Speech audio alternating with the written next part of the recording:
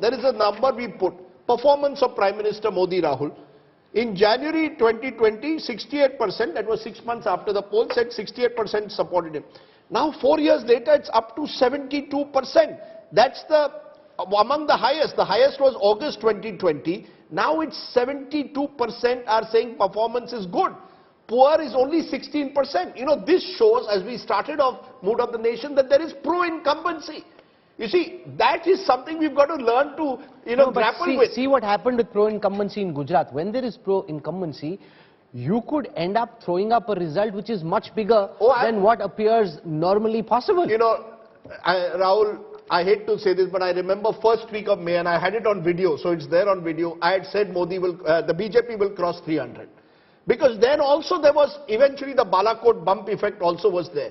But even so, I do believe, even before Balakot, once the election is presidential, and the BJP will make every effort, as I said, to do so, you're going to make it a leadership contest. You're front-loading leadership. Look at these numbers. But look at 72% as per your own poll are saying that he is good. The only time it went below was 54% in August 2021 at the peak of COVID. No, but Rahul, these are very strong numbers. When 72% think the Prime Minister is doing a good job, the BJP doesn't have to try to make the poll presidential. It automatically is. 7 out of 10 think the Prime Minister is doing a good job, and that's going to be a big factor in determining how they vote.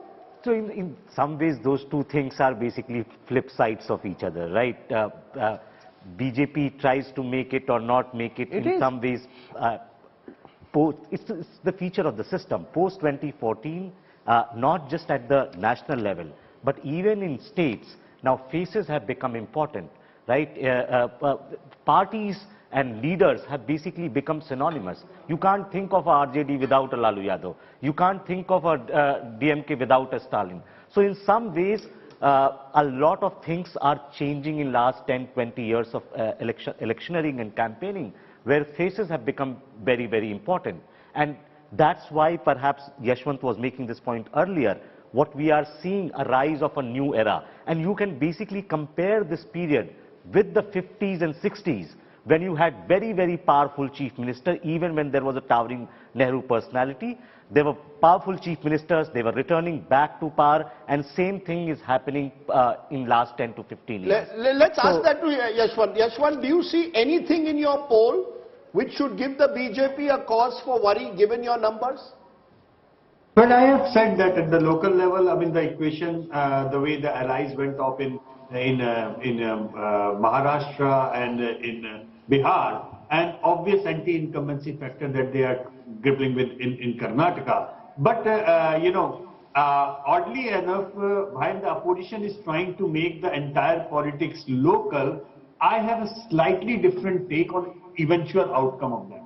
Rajdeep, that localization of politics might actually, by the time Lok Sabha happen in some of the states, end up helping the BJP. For example, look at the anger that is building up against the Bihar government. Bihar government is not running smooth.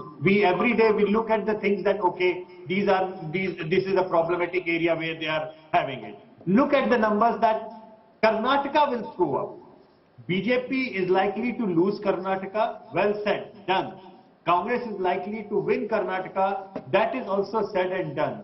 But Rajdeep, one funny thing which always keeps me on my tenterhooks, that looking at the way the Congress managed. For example, Karnataka, my other numbers show Siddaramaiah is the most popular leader right now in Karnataka, while the Congress is likely to make Chief Minister of DK Shivkumar, whose numbers are not so great.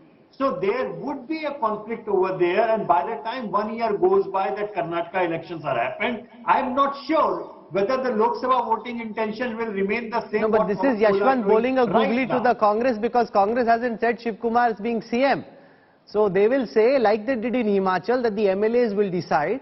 And if the Congress is to be in a position, a majority of the MLAs, from what I am told by everyone in Karnataka, Rahul, they actually back Siddaramaiah. In the way that Rahul Gandhi and Kharge are running the Congress right now, Rahul, they could potentially go with whoever the MLAs back. The big name wasn't there.